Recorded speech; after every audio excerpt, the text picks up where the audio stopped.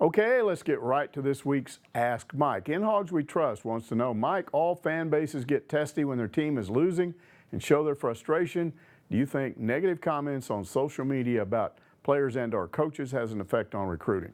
Look, high school kids these days know all about social media. They're used to negative comments. A much bigger issue than negative comments is the reason for those comments. Recruits know when you're not winning, and that's what affects recruiting. DUDERINO says, only kind of joking here, but let's say the end of the season, Morris is encouraged to make changes to his offensive staff. What are the odds Bobby Petrino gets a shot at the offensive coordinator's position? His Little Rock Touchdown Club appearance seemed to be a bit of a campaign. Well, actually, it looked orchestrated to me. Apparently, Bobby is more popular in Little Rock than he is in Northwest Arkansas, but I don't think Hunter Yurachek or Chad Morris would want any part of that. Avatar asks, can you be specific and tell us why you do not like Chad Morris? Well, if you're asking why I don't like him as a person, that's silly. I have no issues with him in that regard. Seems like a really nice guy. But I'm assuming you're asking why I don't appear to like the coaching job he's doing. And like a lot of fans, I will say I'm split on it. I really like his recruiting. Uses more of his staff than most I've been around. He's very aggressive. Makes great use of social media, really knows how to relate to high school coaches, has great ties in Texas. The issue I have with him right now is the problem he seems to have with identifying his starting quarterback. In one season, and 3 games, he's had 5 different starters at that position, and only one of those was because of injuries. To me, that's highly unusual. Now look, he finally did get the Starkel thing right, and it made a great deal of difference. We saw it. But like a lot of fans, I'm wondering if they had gone with the young man from the beginning, was the Ole Miss game winnable? Also, you need to understand this. It's not my job to be pals with the head coach. And questioning some of his decisions doesn't mean I think he's the wrong guy for the job. To me, Morris is a work in progress. He and his staff have a tough job to do. But it's looking a lot better today than it did last week. Kevin wants to know, if the Hogs lose this weekend, can we start making this about basketball? Well, obviously they didn't lose, but if you want to ask basketball questions, that's okay with me. The show is Ask Mike, not Ask Mike about football. Coastal Hog says, Mike, I love the new segment, wondering how you think the turnover with Morris compares with other recent Razorback coaching changes. By turnover, I assume you're referring to all the players who left the program either in last season or after it was over.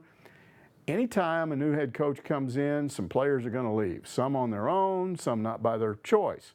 The total number of players who actually left after last year is certainly unusual, but I don't think it's a problem with most of the fans. It was obvious that some of those players were not buying into the new staff, and some were just a bad fit for what Morris does offensively and John Chavis does on the defensive side.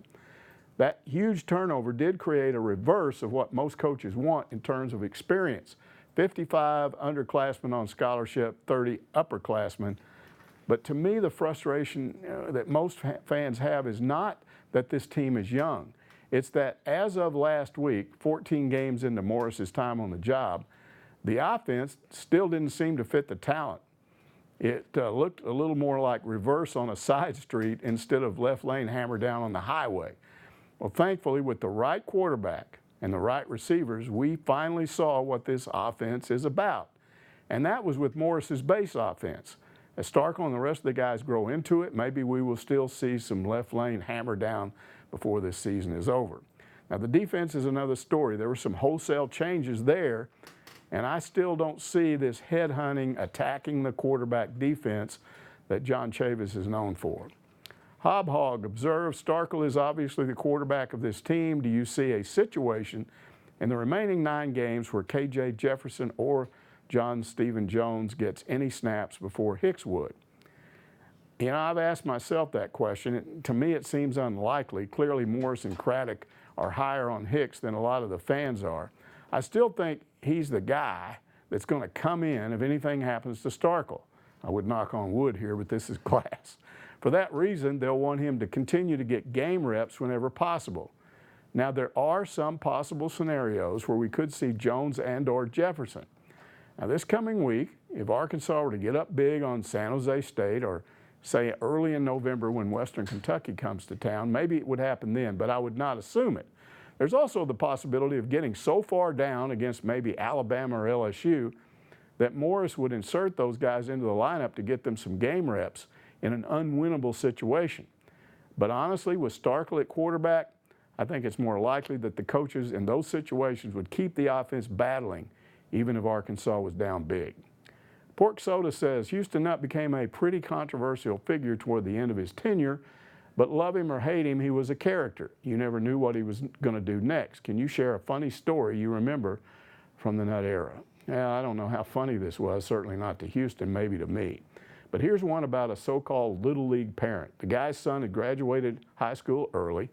He's going through spring ball, one of the first players to actually do that. The dad was supposedly driving Houston nuts with endless phone calls. How was his son doing? And what were his chances of starting as a freshman? He's not getting enough first-team reps. I'm not sure you guys are coaching him right. Went on and on. Well, sometime after spring football was over, I was in Nutt's office shooting an on-camera interview about how things had gone in the red-white game. So we finished the interview and we were sitting there talking when his cell phone goes off. He looks at the phone, rolls his eyes, and then he shows me the name of the caller on his phone. And it was the kid's dad. So Nutt answers the phone and clearly he's annoyed. So very quickly he says to the guy, I don't know, Mike Irwin is here, why don't you ask him? And then Nutt starts to hand me the phone.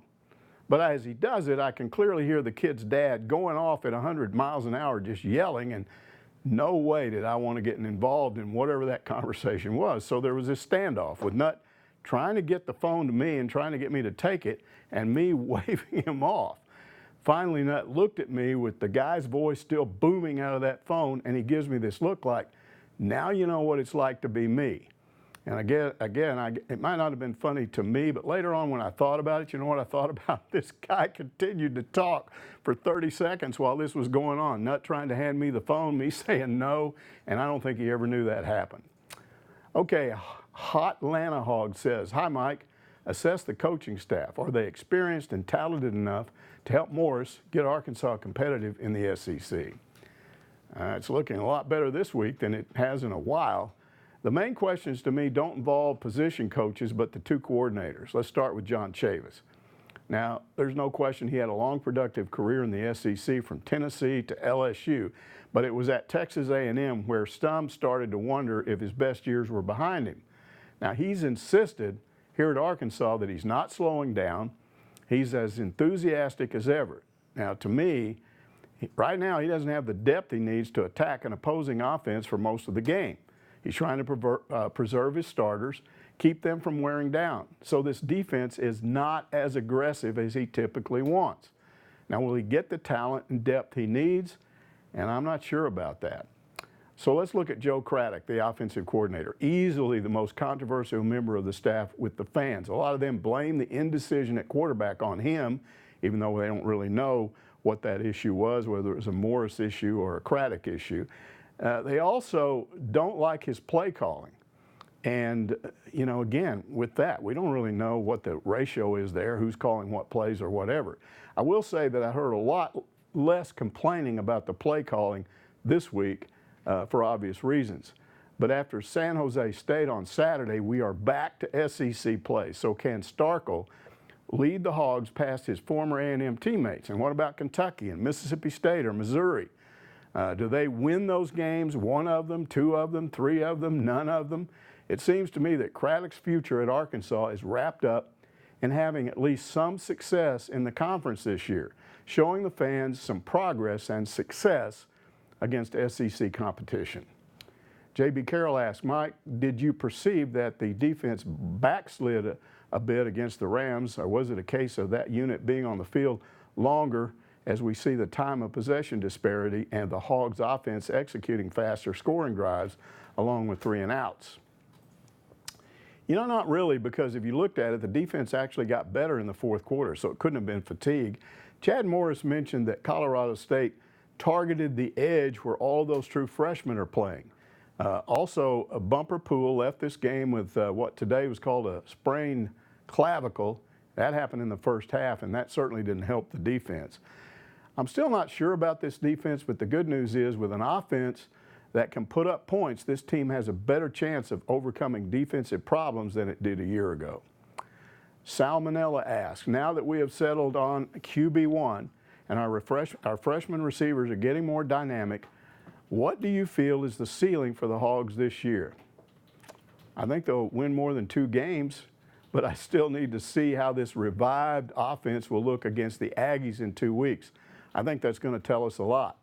I still think 6 wins is possible, but the defense needs to get better. Okay, time for me to ask me a question. There were a few fans complaining on social media about Arkansas's post-game celebration in the locker room. Team released a video of it. To put it mild, the players went bonkers along with Chad Morris. So here's my question right there on the screen. It's expected that the players would celebrate, but this looked like what guys do after beating Alabama or winning the SEC West. This was Colorado State. Was it over the top?